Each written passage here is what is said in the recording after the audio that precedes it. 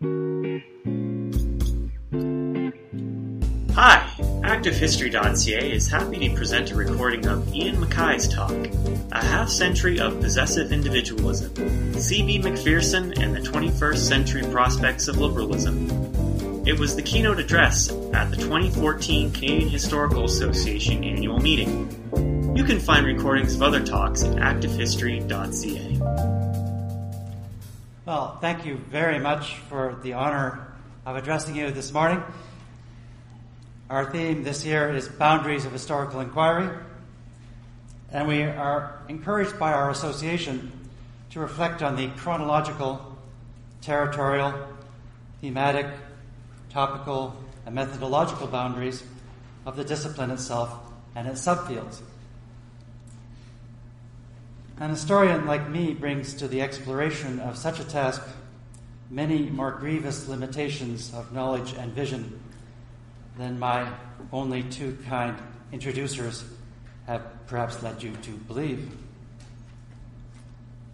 Yet I hope I have come up with a paper with some chance of provoking useful intellectual reflections within the many subdivisions of Clio's now extremely unruly and proliferous kingdom.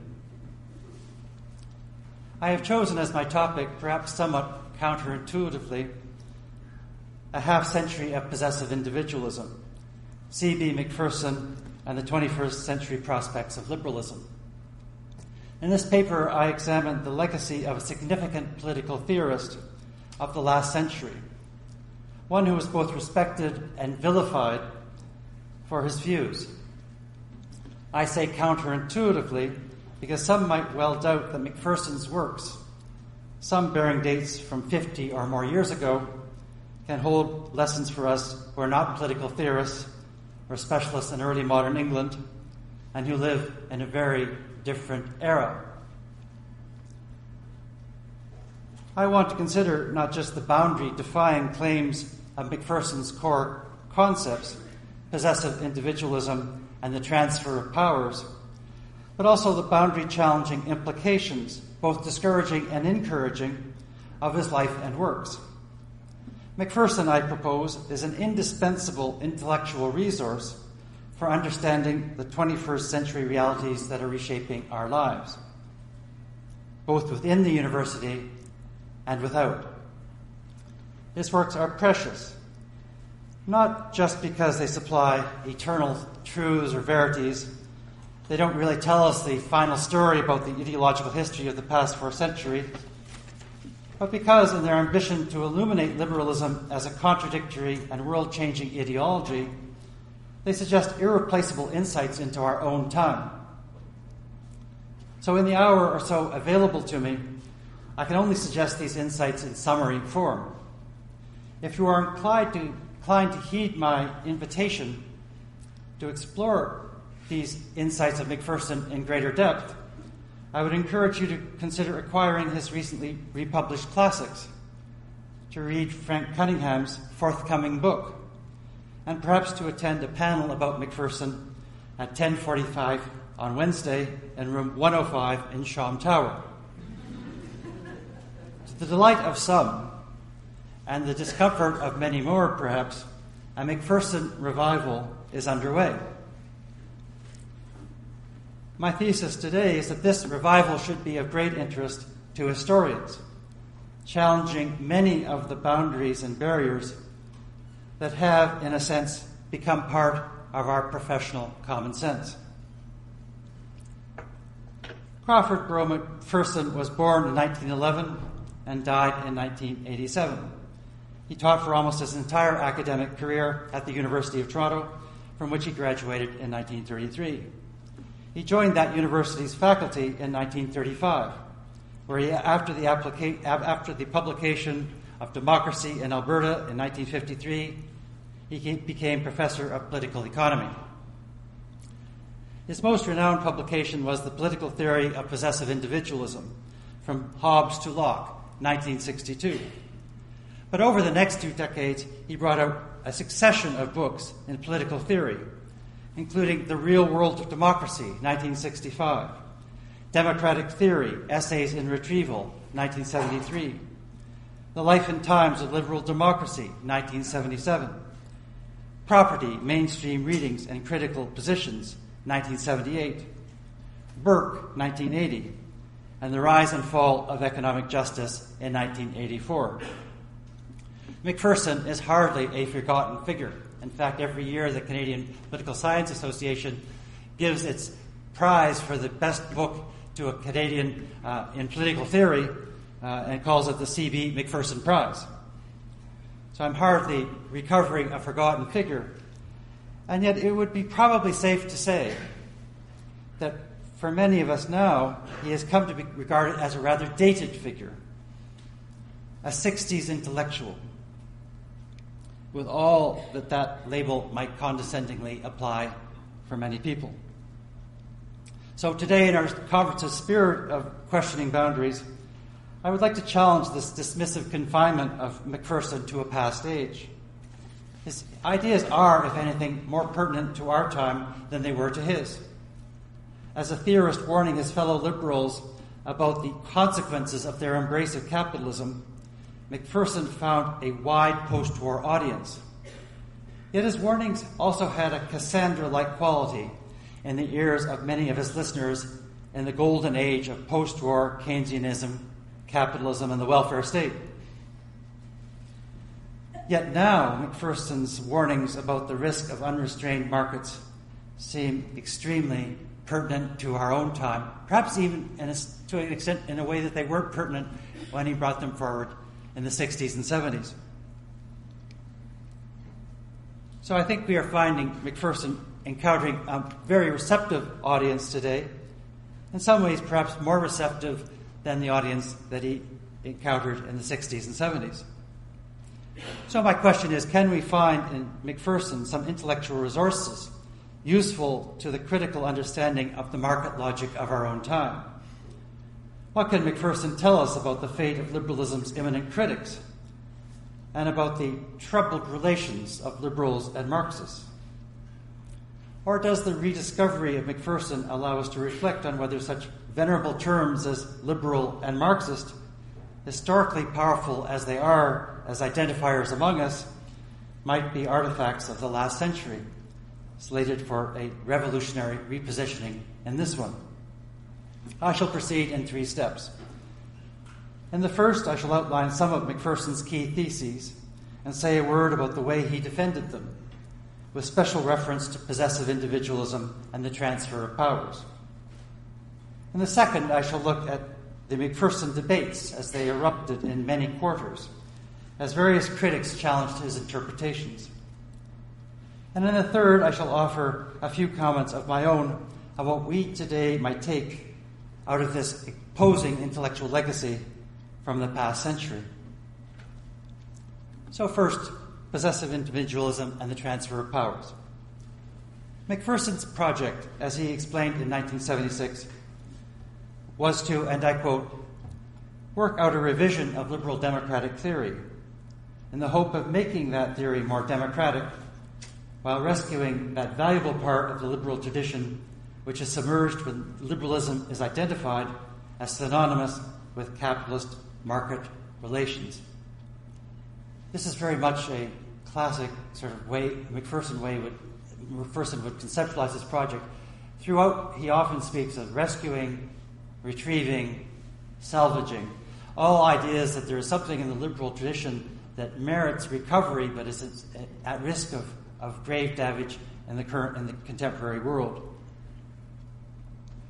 The thesis of possessive individualism became Mcpherson's theoretical signature.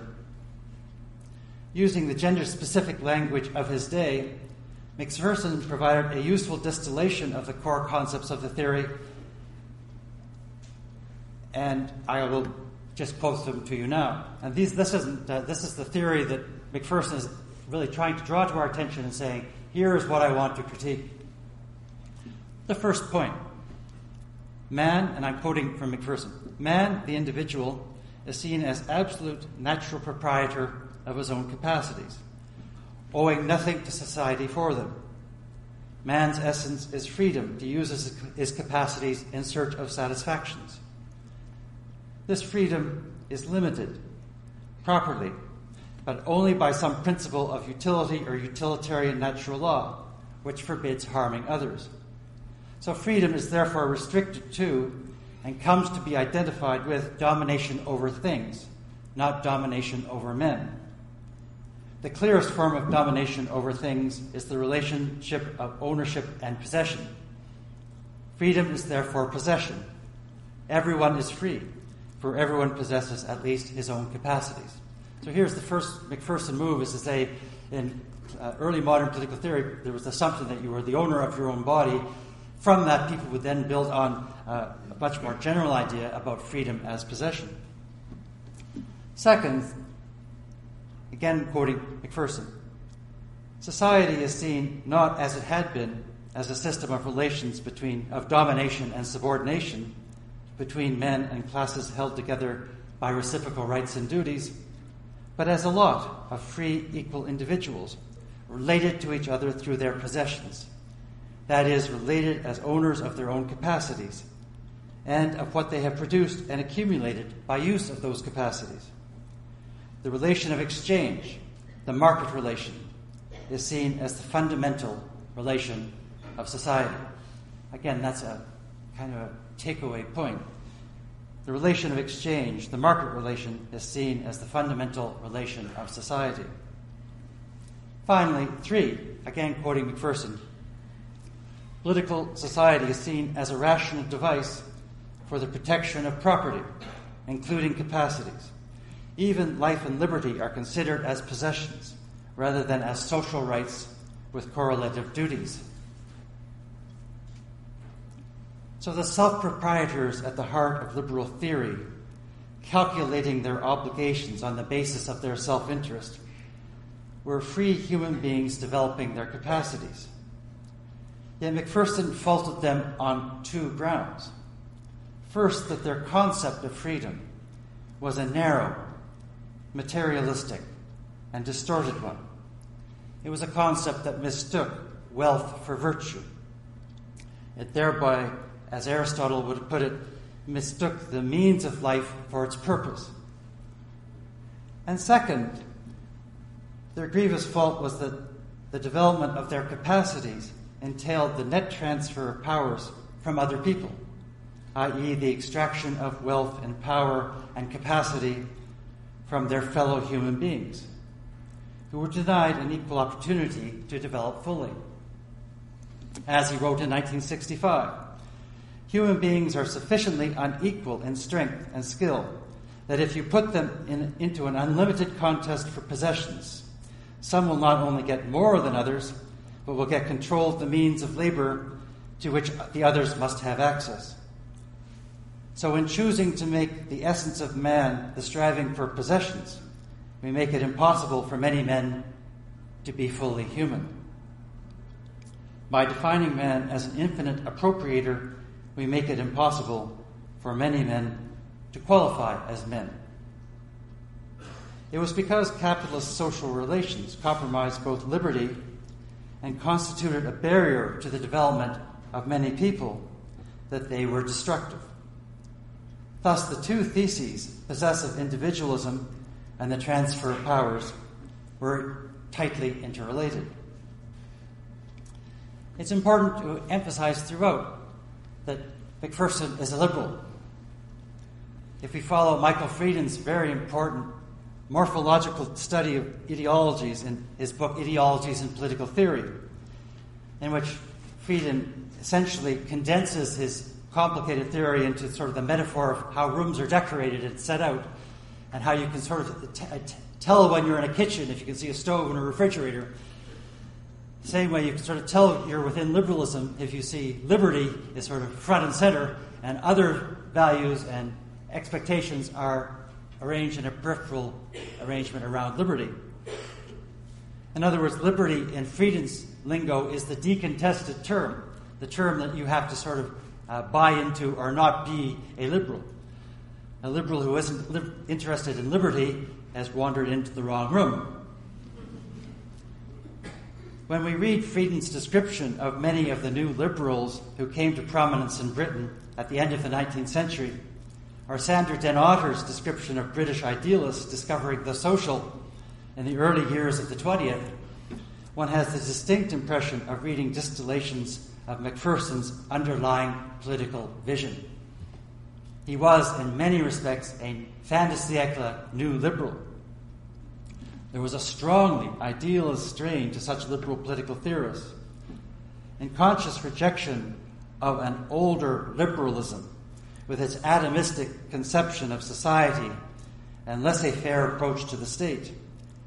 These new liberals stressed how significant community was for individual freedom.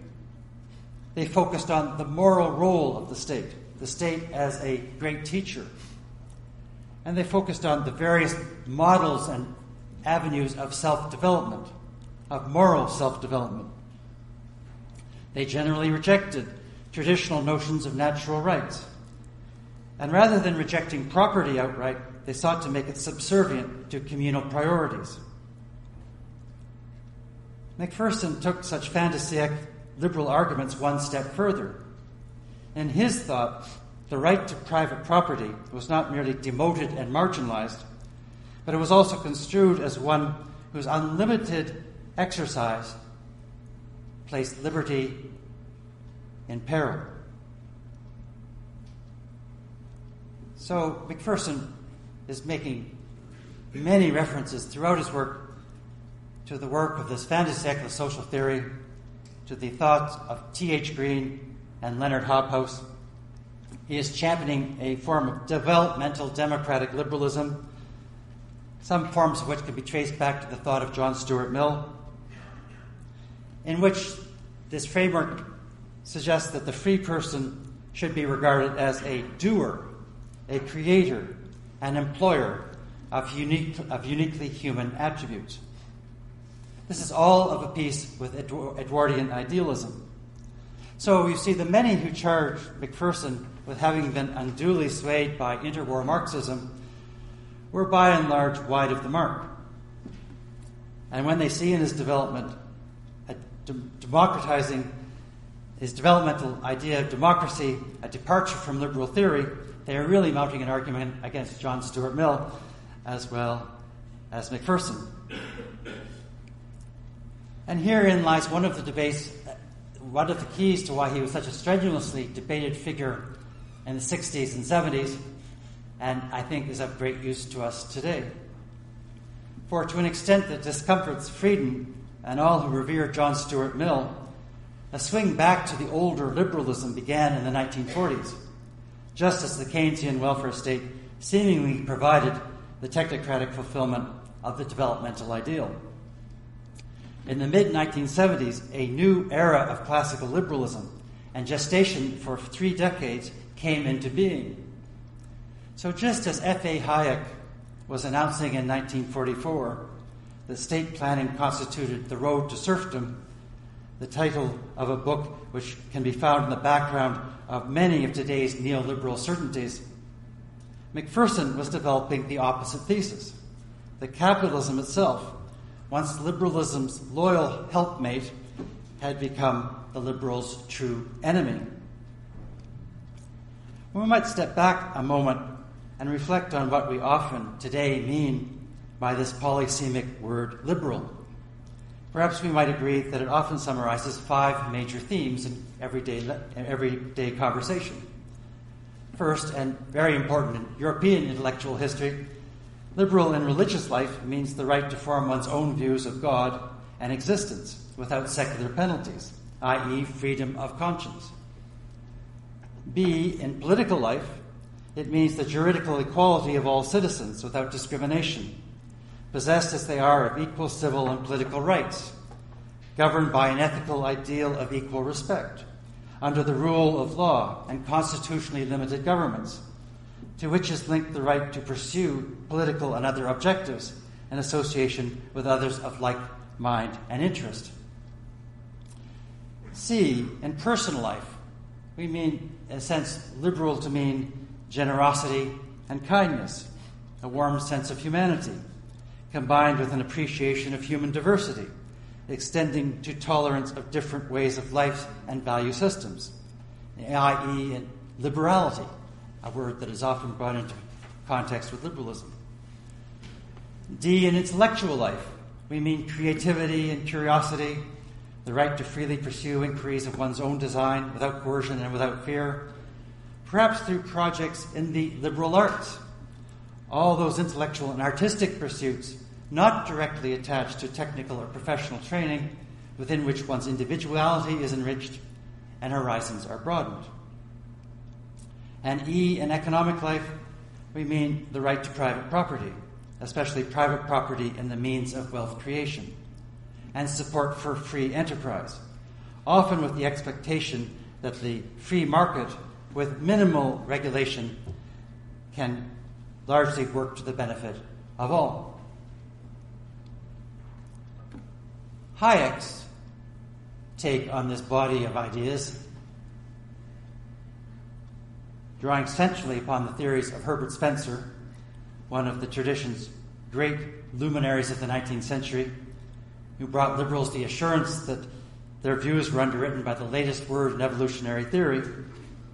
Hayek argues that item E outweighs all the others. Free enterprise is the fundamental and core principle to which his liberalism is loyal. Indeed, the pursuit of the other objectives, if they are allowed to go too far or to draw attention away from the primary emphasis on free enterprise, might indeed overpower, overwhelm, betray the liberal tradition. Hayek is not betraying the liberal tradition. He is channeling its very powerful pre-1840s and then Spencerian current in a way that now we are living with every day. On the other hand, Mcpherson's point is that E, the free enterprise point, the individual's right to private property in the means of wealth production, it is this point that has over time come to overpower all the others. Such respect for property rights was undeniably an element of the great tradition constructed out of the ideas of Locke and Adam Smith and Edmund Burke. But especially after the advent of democratic forms of government, generally in Europe in the 1870s, it had revealed itself to be an obstacle to the free development of human beings. Any conception of liberty as mere physical non-interference and of property as an adjacent concept propping up self-determination has to be challenged. So you have this kind of complete schism in the ranks of liberalism. As a child of T.H. Green, Leonard Hobhouse, and R.H. Tawney, Mcpherson viewed liberalism as an evolving doctrine, one that had outgrown the capitalist social relations within which it had first developed. He saw liberalism as threatened at its very core by those who insisted upon the primacy of capitalist social relations and the transfer of powers they entailed. If Mcpherson's house was, to my eye, plainly a new liberal house, laid out with all the expected rooms and accessories, one should also notice that this house was located high upon a mountaintop, where the view was clear and the air thin and pure. There is this distinctive atmosphere in the house of Mcpherson. Such Mcpherson classics as Possessive Individualism and Democracy, Essays in Retrieval are almost clinical in the way they inspect political theories. The text in question is ushered into the room, placed upon the operating table, and then slowly and remorselessly, a scalpel-wielding Dr. Mcpherson lays bare its contradictions. And here, disagreeing with those who would make Mcpherson over into some kind of Hegelian, when we say expose their contradictions, we mean that Mcpherson wants to, in essence, untangle their logical problems. A contradiction here has a very different sense than it would have in a Hegelian Marxist reading of history. It's really just the sense of a contradiction in ordinary talk, of you're contradicting yourself. Your argument is self-contradictory. That is the sense in which, that is the world in which Mcpherson is working. In the overwhelmingly idealistic atmosphere of the Mcpherson corpus, one examines the logical problems of Locke or the inconsistencies of Burke rather in the spirit of pointing out problems for the solution of a mathematical equation. So a classic instance of this comes when Mcpherson takes on Isaiah Berlin's concept of the two concepts of liberty. Still a very favorite text among many undergraduates in political theory and history, in which negative liberty is basically the freedom to be left alone by the government. Positive liberty is the government's your ability to develop, often with the government's assistance. The Mcpherson response to this important contribution to neoliberal theory was to parse what Berlin means by liberty, take it apart immaculately, so that at the very end of the day, while the whole tone of the discussion is that he's trying to help poor Isaiah out of a small logical befuddlement, actually he has, in essence, completely demolished Berlin's theory. If you have any students who are tempted by negative positive liberty things, this is a great text to send them to. And another way in which Mcpherson is extraordinarily our contemporary. You could almost imagine reading Mcpherson that someone, say the president of ExxonMobil, who had unwittingly inherited the mantle of possessive individualism, would, upon reading of its inconsistencies and fallacies, would instantly cease and desist and adopt another frame of reference. There's an incredible belief here in the power of logic, of truth, almost a Voltairean respect for a disembodied set of ideas that can tell us enormous amounts about reality. So reading Mcpherson is a bracing workout for the mind, but it's also a workout that's taking place at a very high level of abstraction. Into the house of Mcpherson are welcomed a series of liberal luminaries treated almost as our contemporary co-explorers of modernity. It is less clear that the house of Mcpherson would prove equally congenial to those who did not share his formidable intelligence or cultural background. Instead, as in the case, indeed, of John Stuart Mill, there is a distinctly aristocratic atmosphere at the top of this mountaintop, as when we hear Mcpherson muse that workers subjected to mindless work were naturally apt to become somewhat mindless themselves. There's very good reason, when you're looking at Mcpherson, to insert him in a context, a 60s context of the New Left, of participatory democracy, of new notions of community development, all these things that are coming on so powerfully in the 60s and early 70s.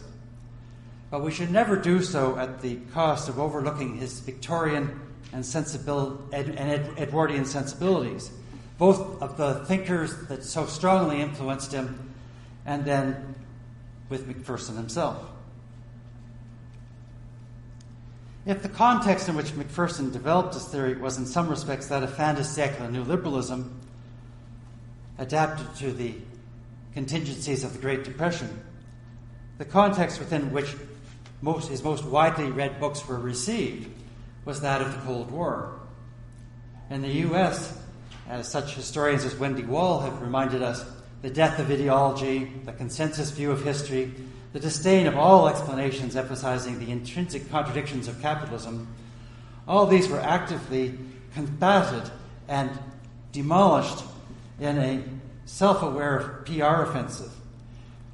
It was an incredibly vigorous, well-orchestrated PR offensive to persuade Americans themselves and all North Americans that we enjoyed the American way of life built around consensual values, and to stray outside that consensus was to indulge in moral peril. So the irony here is that themes of Mcpherson's that really wouldn't have raised that many eyebrows in the Edwardian period, would have been regarded as kind of interesting progressive ideas, suddenly became intensely controversial and even perceived as starkly subversive in the 1950s and 1960s.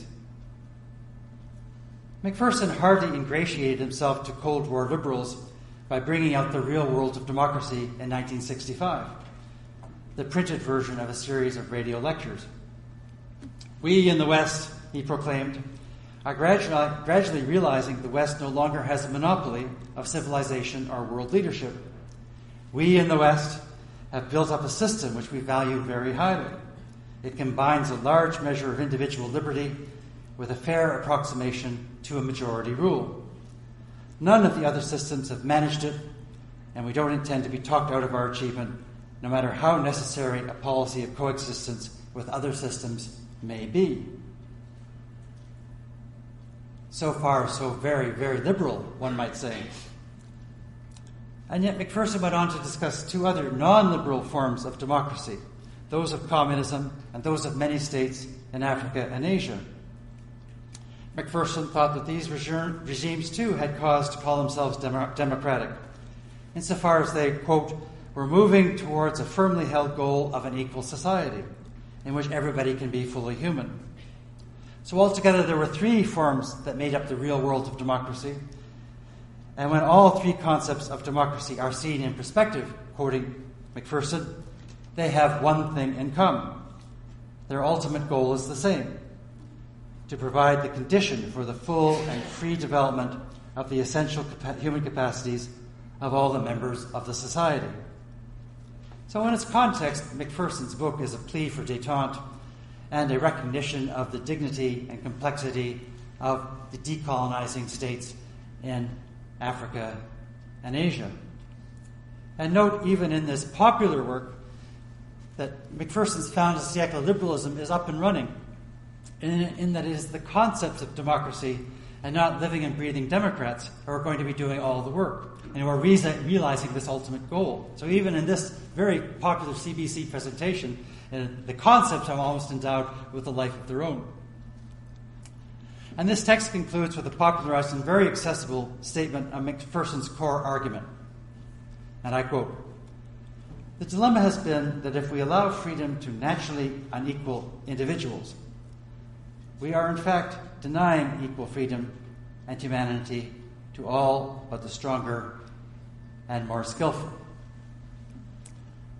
For to allow freedom of enterprise and of acquisition has been to deny access to the means of labor, that is, to deny equal access to the means of a fully human life.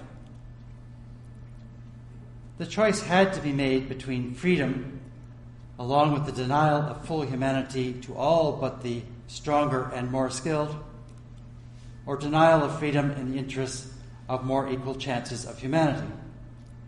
The liberal capitalist society chose freedom and denial of full humanity. The choice no longer has to be made.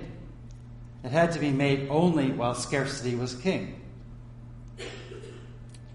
So Mcpherson foresaw a time when the accumulation of wealth would no longer be of high social importance. He was paraphrasing John Maynard Keynes.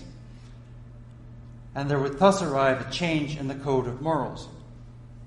Indeed, the time had arrived when we, i.e. we in the West, should discard the morality of scarcity. For by discarding it, and only by discarding it, can we resolve the contradictions implicit in the market concept of freedom and in the market concept of the human essence, concepts built into the liberal democratic justifying theory. We can then hope to retrieve the democratic values of equal freedom and equal access to a rational purpose of life. It was a gross misinterpretation to imagine that Keynes quoting Mcpherson, who placed Soviet democracy on a far lower level than either its Western or Third World counterparts, and who imagined that all of liberal society could be united undividedly in making one philosophical decision. It was a gross misinterpretation to see him as a kind of proto-communist. Yet gross misinterpretation came with the territory in the era of the Cold War. He had diverged from the script of Cold War liberalism simply by admitting the regimes outside the West were pursuing objectives, some of which could be aligned with John Stuart Mill's developmental script. And he diverged even more sharply when, alongside such consensual-sounding phrases as "we" in the West, he made reference to that old idea of the transfer of powers, with its implication that deep divisions were in fact endemic to capitalism and endured as menaces to liberty. So all the furnishings in the real world of democracy still seem liberal and would hardly have been out of place in the world of Leonard Hobhouse. And yet, something about it was profoundly unsettling in its context. Ideas that might have been merely progressive 60 years before were now deeply troubling. So now let me move on now to the Mcpherson Debates, which ensued really after the publication of Possessive Individualism. It is worth remembering, when reflecting on Mcpherson's trajectory in the 1960s and 1970s, that some of the most brutal, the fiercest conflicts of the Cold War took place in the manor houses and cornfields of 17th century England. The course of the heretic was rarely an easy one, as everyone who then started to work on the rise of capitalism in England discovered. And even less easy would be the course of a liberal heretic who had taken it upon himself to dissect the foundations of his own doctrine in the context of a Cold War in which unqualified admiration of those foundations was the sine qua non of being a loyal supporter of the consensus. There was a fascinating element of moral panic and the fervor with which Mcpherson was misconstrued and then attacked in the 1960s. Cold War polarization undoubtedly played its part, but so too did Mcpherson's unsettlingly liminal status. He was plainly one of us for fellow liberals in his culture, his formidable familiarity with the liberal tradition's founding fathers, and yet he was so plainly not one of us in demanding that the liberty at the core of liberalism be rethought, and believing that there was something amiss with private property in the means of life. Here was a genteel, formidably scholarly, quite unflappable, and seemingly reasonable person who, having read the great and good of the liberal tradition, still seemed convinced that it had cracks in its foundations. Often, rather than undermining his interpretations, his foes preferred to question the judgment of the scholar putting them forward. From Peter Laslett to William Leese, Mcpherson's liberal critics treated him as a stealth Marxist. Keith Thomas considered Mcpherson an orthodox, albeit subtle, Marxist, who applied a simplistic base and superstructure analysis to Thomas Hobbes. Peter Laslett considered Mcpherson a dogmatic economic sociologist of a familiar but refined Marxist cast. And Laslett would go on to write in his introduction to Locke's two treatises of government that Mcpherson wrote, and I quote, "from a point of view which scorns petty bourgeois socialism," thus directly implying, without evidence, Mcpherson's direct kinship with the values and methods of the authors of the Communist Manifesto. In such academic put-downs, many of which today seem abusive and pointless, one can nonetheless find something of interest.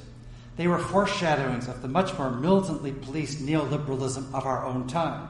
You can feel the boundaries of correct opinion being drawn in the Mcpherson Debates. The social liberalism of Hobhouse and Hobson, Green and Tawney, Dewey and Lasky. This social liberalism, which was once conventional wisdom with a wide swath of the informed public in the Anglosphere, was now becoming suspect. A sea change in liberal ideology was happening in the confines of a historiographical discussion. At a much higher level of abstraction, yet not unrelated to these polemics, were the methodological critiques emanating from the Cambridge School of Political Theory, with which Peter Laslett, John Donne, J.G.A. Pocock, Keith Thomas, and Quentin Skinner are all associated. And many such critiques, Mcpherson was brought forward as a model of how history should not be written. Skinner, in some respects the most philosophically ambitious and talented of them all, argued, and I draw upon James Tully's fine précis, that, quote, to understand a text, it is necessary to understand it as a complex of linguistic actions, and thus to recover what the author was doing in writing it, the author's point or force, by placing it in its convention-governed linguistic context. And as the school takes shape, as it gains hegemony in a large measure in the field of the writing of political history, it became a major taboo to go beyond textual interpretations that placed each text in its convention-governed linguistic context. Well worth reading is Skinner's 1969 polemic on this question, worth reading if only for its brio, but also for its keen and sharp intelligence. 5 years later, in 1974, Mcpherson had become Skinner's Exhibit A of bad historical practice. His attempt to write the history of possessive individualism, I quote, involved an unhistorical level of abstraction.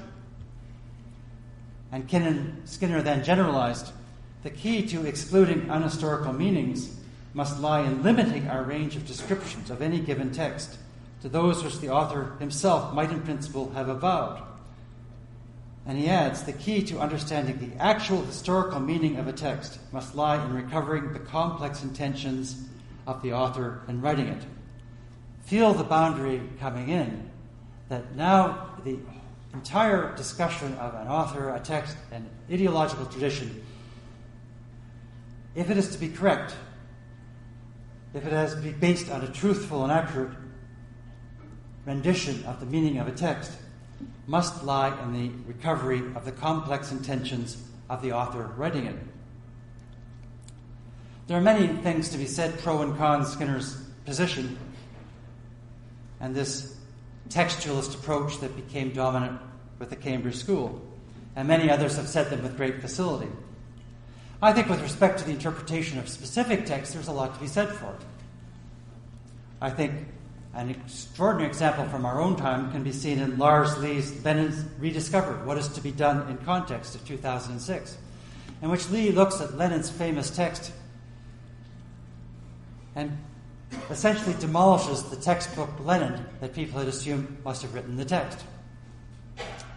Rather than accepting this textbook Cold War Lenin, this incipient totalitarian who disparaged trade unionism, believed in a vanguard party imposing its will from above, Lee painstakingly reconstructs Lenin's text in its particular context. He looks at it as a particular argument designed to accomplish specific objectives in a determinate context. He closely analyzes Lenin's rhetorical strategies and takes careful note of the intricate cut and thrust of particular debates, so that in the end one cannot but come away with the sense that the common Cold War rendition of Lenin's text, having failed to place it in its convention-governed linguistic context, is simply mistaken. Rather than trying to build a party of a new type with ominously dictatorial features, Lenin, under Karl Kautsky's influence, was in 1902 trying to replicate in Russia the achievements of German social democracy. So a vast library of denunciatory books came into question. So I would advise you to look at Lee on Lenin as an excellent example of textualism put to extremely fine, I would even say brilliant work. One that will make you think afresh about Lenin, about the communist tradition, about everything you thought you knew about the Bolsheviks. So clearly, I think in a certain context and in a certain way, Skinner and the textualists had a point. The very close examination of a text in its particular context can tell us surprising and very enriching things.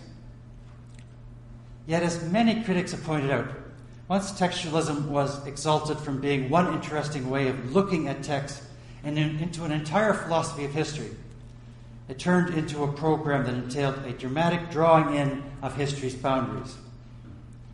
In particular, textualism tendency has been, and here I quote Joseph Femia, to treat ideas from the past as purely historical phenomena, forever locked in their determinate contexts. So those liberals who applauded the skewering of Macpherson, the supposed Marxist, were perhaps unaware that the new methodology also ruled out any form of historical interpretation predicated on a distinction between the manifest and latent content of a body of thought. Farewell, then, not just to C.B. Mcpherson, but also to Leo Strauss and Benedetto Croce, and a veritable library of celebrators of the liberal tradition. Temia remarks, "What is dead in the thought of our ancestors must always be presumed to outweigh the part which is living. But the asaurists need not operate on the facile assumption that past ideas are entirely and inextricably bound up in a straitjacket of particular circumstances, particular questions, and particular intentions. The substantial risk posed by Skinnerism was that of treating every historical utterance and action as a unique event. And in that case, historical inquiry becomes well nigh impossible. For if all historical events are sui generis, then we cannot write history. We can only pile up the documents." There was a relationship between the low-level liberal resistance to Mcpherson on account of his imaginary communism and the high-level theoretical resistance to Mcpherson's critical dialogue with the founding fathers of English liberalism. For both responses went back emphatically to individualistic strategies that they perceived Mcpherson had placed at risk. In the first case, one responded to Mcpherson because one wanted to save souls from the road to serfdom. And in the second case, one wanted to save the freestanding and intentional author of his or her own text from the burdens of being attached to a tradition spanning decades and centuries. In neither case was it easy to see beyond the boundaries of the individual case to the more general social and ideological processes at work in that individual's choices, which is precisely what Mcpherson was attempting to accomplish in Possessive Individualism. There was a certain grim irony in the anti-Mcpherson attacks by the apostles of textualism, who had gone on at such lengths about the need to respect the intentions of authors, yet proved so remarkably slipshod in their approach to the intentions of Mcpherson. They tended to read into Mcpherson an unproven Marxist intentionality, often completely disregarding, as they did so, the very things Mcpherson himself wanted to do with words. And within that framework, within that tradition, Mcpherson's heresy still remains scandalous. It is amusing, if only in a bleak sort of way, that in the presumably authoritative Rutledge 4-volume Guide to Liberal Thought, edited by G.W. Smith, we find a tendentious critique titled The Mcpherson Version, but no words directly from Mcpherson himself.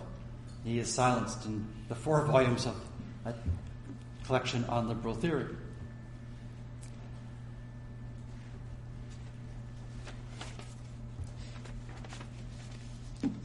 Mcpherson was often taxed with reading into early modern England things that could not have existed, a capitalism that could not have been there. His critics often like to dwell upon the ridiculous idea that Hobbes was fully capitalist. Given his early modern context, it wasn't going to happen.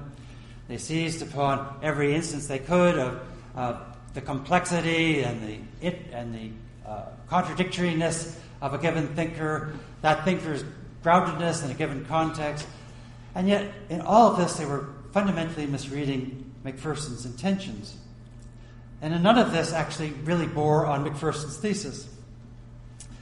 It was not really anything pertinent to Mcpherson's thesis to write the biographies of the early modern and modern figures that he wrote about.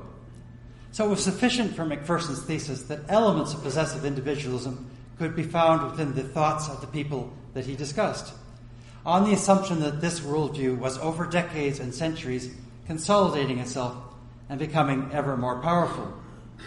So in the same way that one could take Lenin's What Is to Be Done and say that it does not seem preposterous to say that text, though it must, as Lee argues, must be read in its context and all of its richness and vitality, you will not get all of the text if you don't have that context and the strategies of the author. It's also not unreasonable to situate that text in the longer run version of the history of communism, where the text is brought to work, put in different readings, interpreted in different ways, and so on and so forth. Many liberal critics thought they had defeated Mcpherson by demonstrating that one or another of the thinkers he studied was a far more complicated person than any such focus on his thinking about property allowed.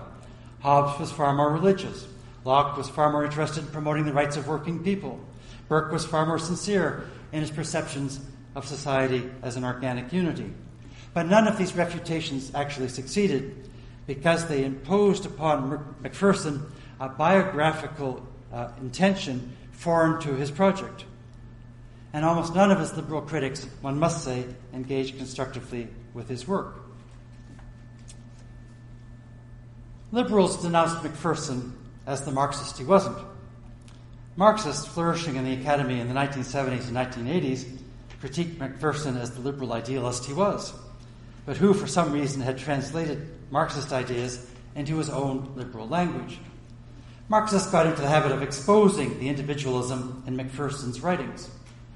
Historian Paul Axelrod recalled a moment at a student conference at Glendon College at which Mcpherson critiqued capitalism, but then went on to defend, and I quote, academic freedom in the university as a liberal gift that should not be abused. Following Mcpherson's presentation, recalls Axelrod, one of the student radicals approached Mcpherson, shook his fist in his face, and announced, "We are going to get you." On a much higher plane of abstraction, historian Ellen Meeksons Wood condemned Mcpherson for having been seduced by the liberal tradition and argued that he did not grasp liberalism and capitalism were interrelated. One could hardly rescue the first without incorporating aspects of the second. Leo Panitch reproved Mcpherson for borrowing concepts from Marxism without taking responsibility, and it's an interesting point. He borrows the concepts from Marxism without taking responsibility for the development of Marxism itself. And he generally agreed with Wood that Mcpherson's strategy amounted to one of, quote, educating the ruling class into socialism. Thus, Mcpherson, in many Marxist critiques, was too liberal.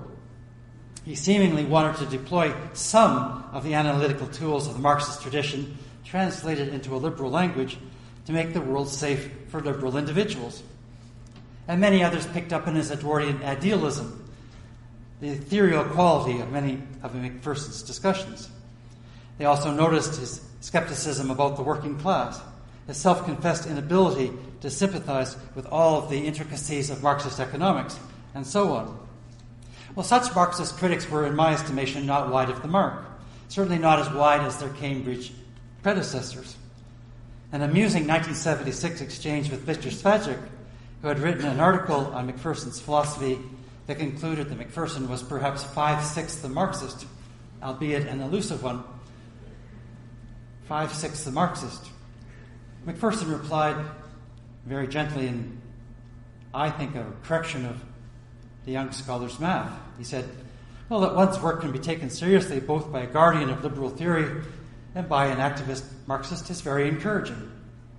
But then he went on to explain that he disagreed with the Marxists on such trifling matters as revolution, the dialectic, the potential of the working class, the significance of one Karl Marx's Capital.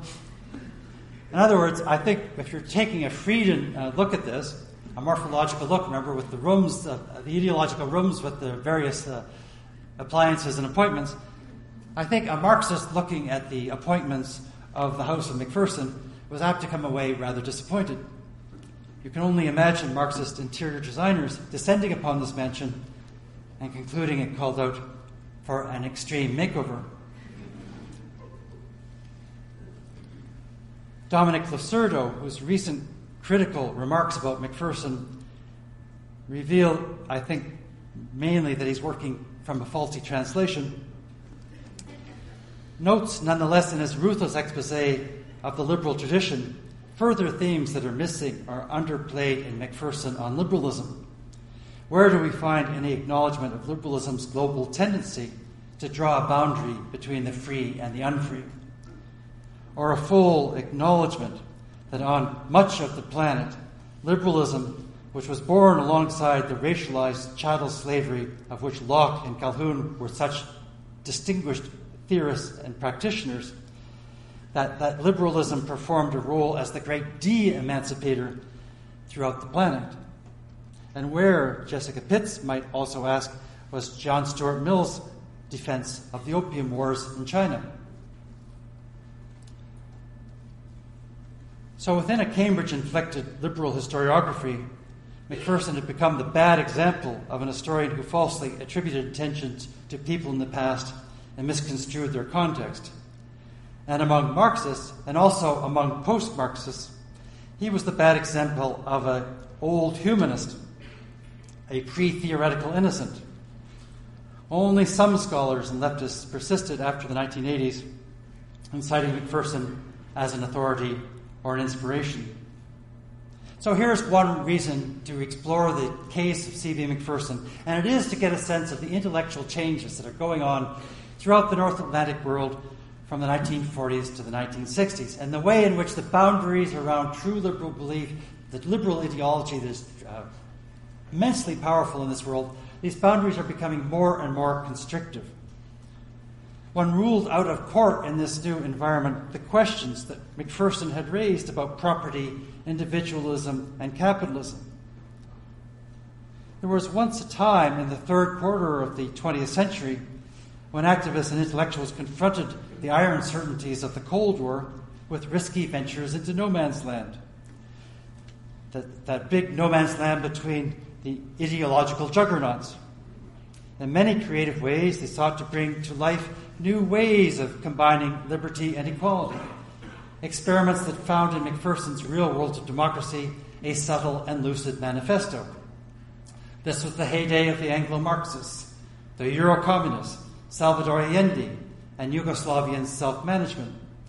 It was the day of the recovery of Antonio Gramsci and the first stirrings of cultural studies, enthusiasts for many of which currents could be found in Professor Mcpherson's extremely influential seminar room at U of T. It was a time of community development, participatory democracy, power to the people. And it was the era in which Mcpherson could find many critical and thoughtful liberals responding positively to a central message that in order to preserve the freedoms they cherished, they would have to sever their traditions' links with a crisis-ridden and greed-inducing capitalism. A message, let us remember, that could even be delivered on the CBC. And then came the neoliberal passive revolution, that process of rule from above, through which an oppositional tendency is selectively de-radicalized and absorbed by means both subtle and rough. This revolution did not seem so very passive on the streets of Santiago. Here was the moment of neoliberalism, to which Mcpherson, late in his academic life, applied some of his most brilliant critical energies. So you can see this moment of Mcpherson as a sense of the world that we lost when this 1970s moment of neoliberalism started to cohere. Perhaps we can all enumerate the ways that neoliberalism has changed our world and our own everyday lives. But do not overlook the extent to which it is within political theory and political philosophy it has essentially rewritten the entire universe, closing down what we might call the moment of Mcpherson. To a startling extent, Mcpherson's homeland, the realm of political theory, became in the 1970s, throughout North America, a sphere transformed into one in which the inevitability and goodness of liberalism was propounded with a theological certitude. The procedural liberalism of John Rawls, which had the effect of making political theory seem a branch of moral philosophy. Or the theory of Robert Nozick, who sanctified the very property rights that Mcpherson wanted to boot out of the liberal tradition. These had the effect of rendering liberalism both timeless and unassailable. Any historicization of liberalism's key assumptions, let alone diagnoses of flaws in its underlying foundations, came to seem heretical. So the overwhelming liberal cast of political theory, and by extension the entire academy, was accompanied by its stern lack of historical realism. I find it interesting that the new Cambridge Companion to Locke lists no fewer than 57 references to God. 34 references to morality, but 0 references to slavery. This is a dramatic drawing in of the boundaries of acceptable belief, and it is of a piece with what happened throughout the politics of the West, where one's voting choices are mainly confined to selecting among a number of liberal parties, only distinguishable from each other by the militancy with which they espouse very similar market solutions. So here's one reason to explore the world of Mcpherson, is to re-experience for yourself what we went through in the third quarter of the 20th century. A foreshadowing of the ideological certainties and restricted boundaries of our own time. The locus classicus of the treatment of Mcpherson in a contemporary period, the dismissive treatment within the Liberal Academy, can become from William Leese's book, C.B. Mcpherson, Dilemmas of Liberalism and Socialism, first brought out in 1988, reprinted as recently as 2008. And at least you have the vivid sense of why visit Mcpherson. For at least why visit Mcpherson is really the same reason you go to East Germany and go to the GDR museum. You want to sort of experience the shabby, sad, sorrowful realities of a completely discredited and discarded social form. So it's almost like Professor Leese is ushering you through the museum of Mcphersoniana, just as the travel guide says, here's the Trabant that they used to drive around in East Berlin. There is a stern tone in Leese of Mcpherson is strictly a person of the past. He is a person who cannot budge from his old certainties, caught in Leese's reading in the certainties of 1930s socialism. He's strangely unaffected by anything else that happens around him. He has to cling to these certainties with adamantine rigidity. It is a stirring polemic. And one wonders if, like many a former radical en route to greener pastures, Leese is in rubbishing Mcpherson, atoning for his own radical sins of omission and commission. Actually, once Leese himself had cited Mcpherson favorably in the way that he had brought life to the critique of what Leese himself called bourgeois society. But now we have a Mcpherson that is basically useless to us, according to Leese. And a very arresting passage, he calls upon his students and readers to watch out for this trickster character. Leese writes that Mcpherson is like a critic who appears at an intersection and climbs atop the signpost affixed there, where arrows point in 2 directions, at right angles to each other.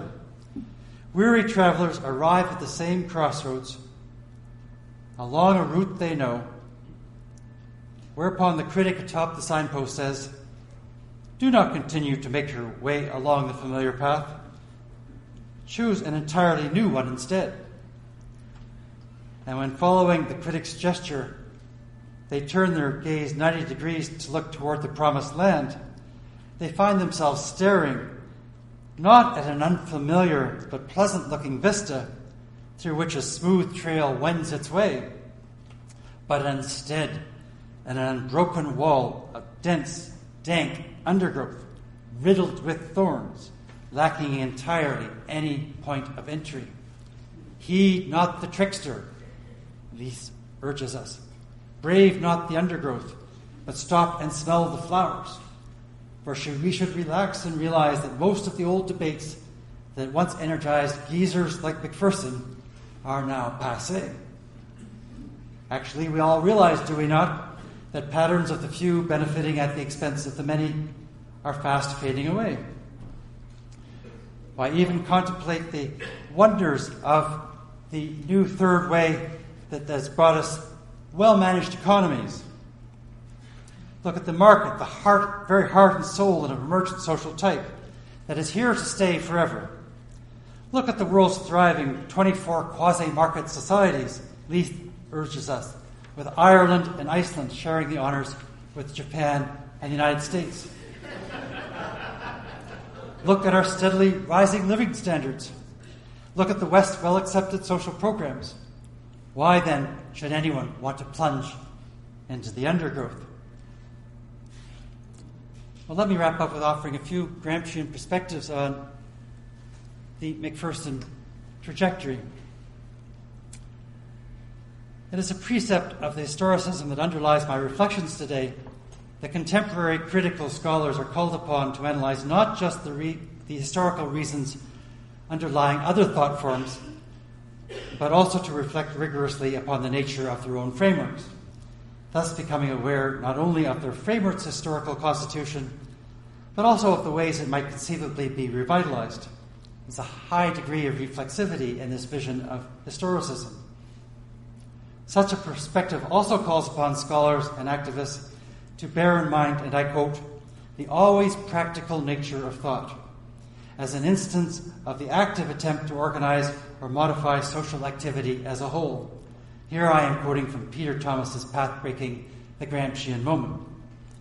So having spent the first section of this talk outlining Mcpherson's core ideas, and the second describing the debates which flowed around them, I conclude with some reflections on why and how critical scholars today might access some of his seemingly long vanquished theses. For Mcpherson is being revisited today, along with Karl Polanyi, R.H. Tawney, and a host of other liminal figures from the liberal socialist dialogues early in the 20th century. And the questions that Mcpherson asked about property are ones that many people in today's ever more unequally divided world are also asking. At a time when human extinction can be seriously contemplated as a possibility by the scientific community, it is difficult to locate within the various currents of left anti-humanism fashionable in the academy grounds upon which this impending catastrophe might be critiqued and averted. Would not the global planning regime necessary to respond to global climate change require a biopolitics and a governmentality and a moral regulation, indeed on a world scale?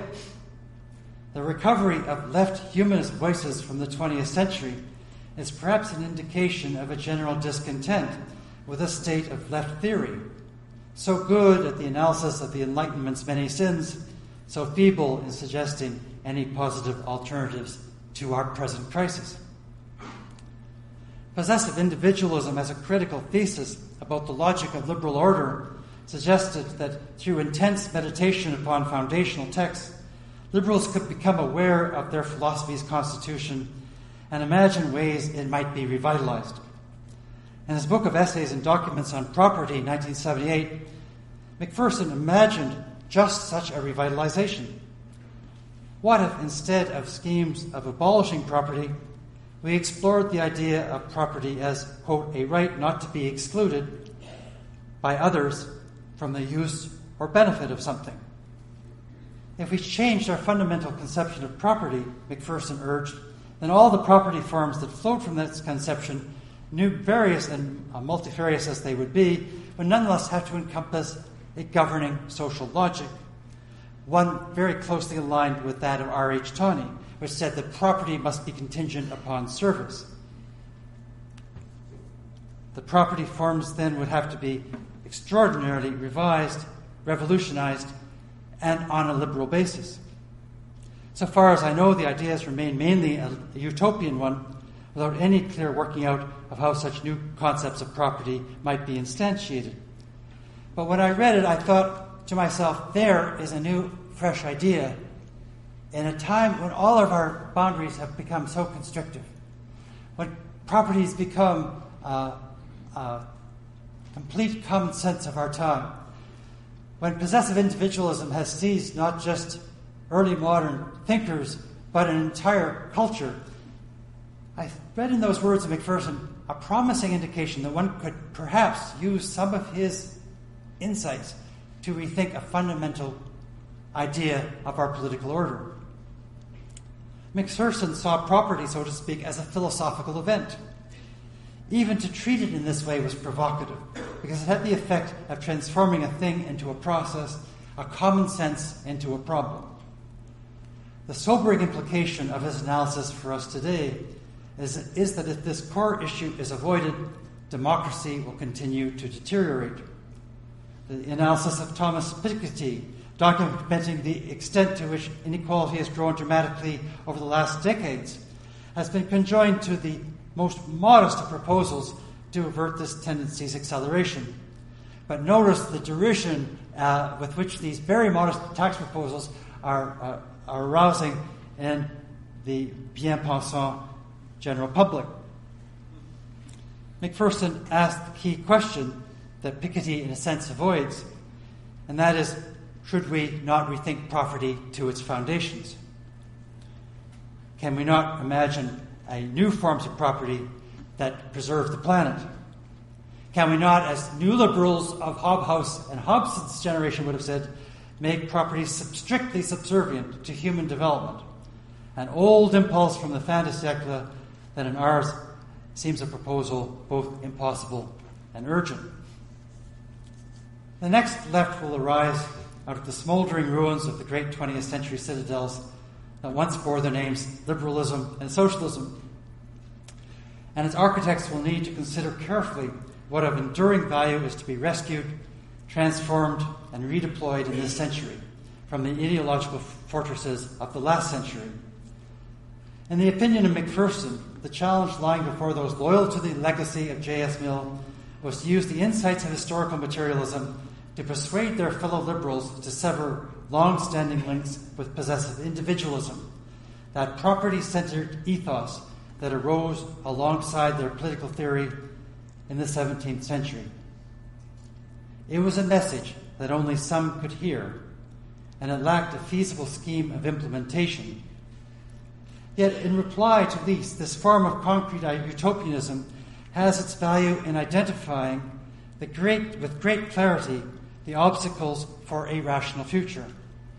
And one of Mcpherson's enormous attractions today is that, as a thorough and sincere liberal, he anticipated the ways in which the old citadels will have to be transformed and replaced with something entirely new. Jeff Ely, in A Crooked Line from Cultural History to the History of Society in 2007, told us that he decided to become an historian, quote, because history really mattered.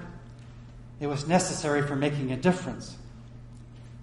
He went on to say that, quote, history is nothing if not sutured to a pedagogy, to a political ethics, and to a belief in the future.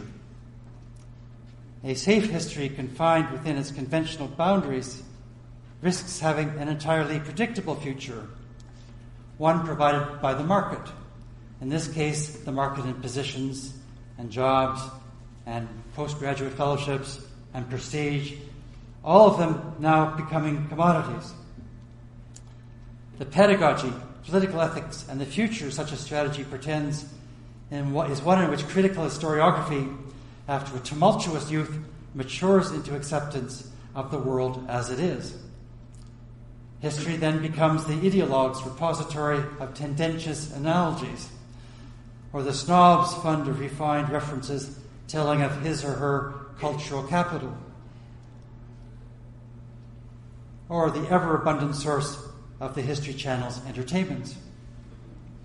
And even in this highly attenuated form, the craft of history is imperiled, because as good deans and university presidents will not hesitate to tell you, the cash flow generated by our history departments is a lot less impressive than that of the average science lab, not to speak of the average business college.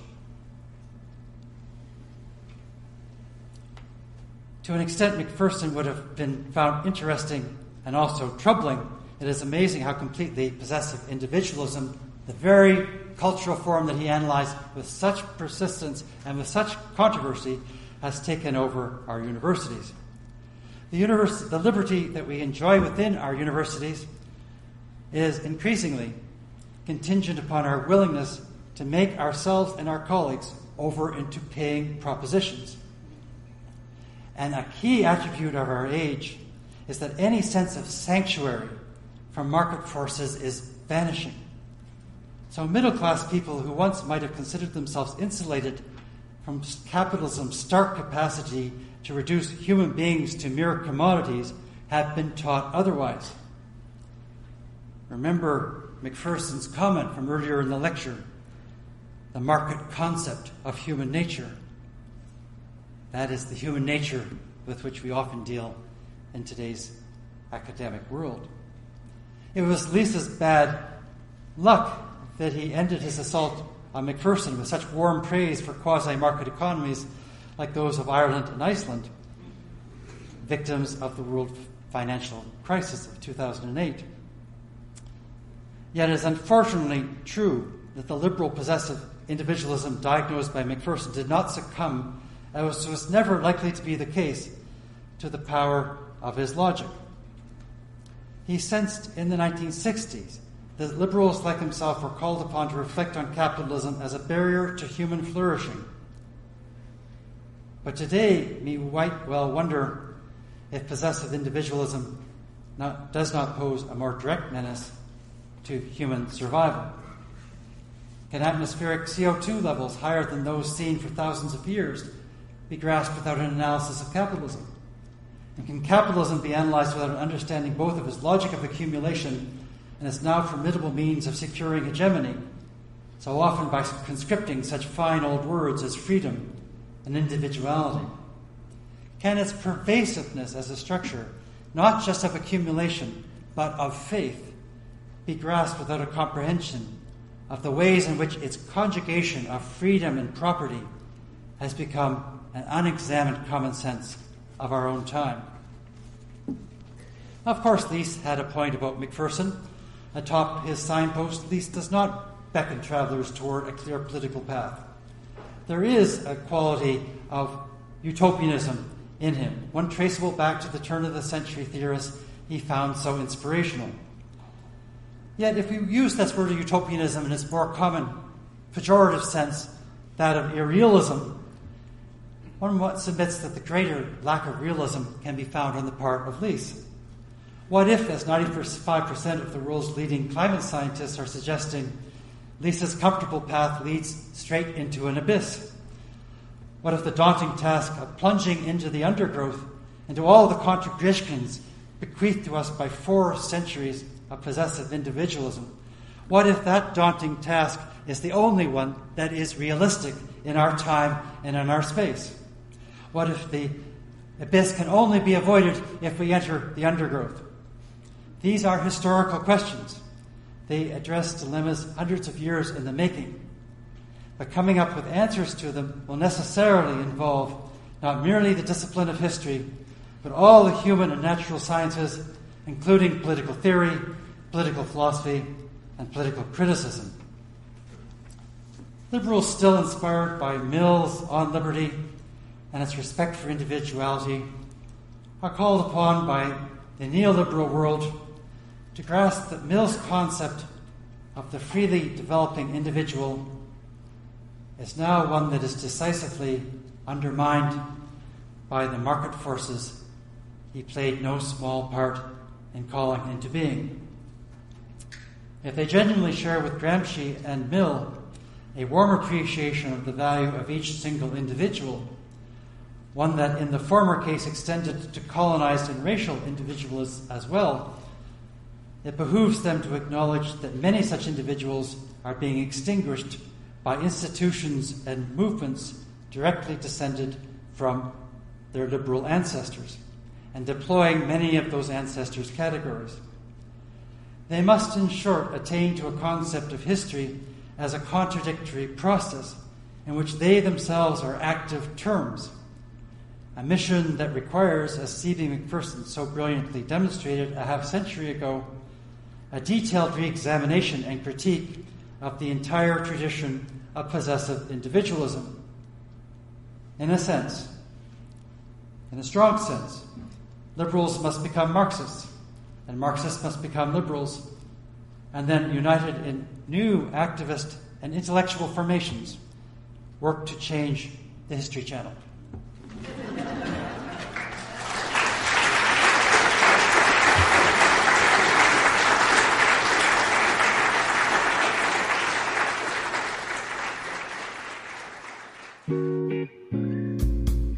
You've been listening to a recording of Ian McKay's talk, A Half-Century of Possessive Individualism, C.B. Mcpherson and the 21st Century Prospects of Liberalism.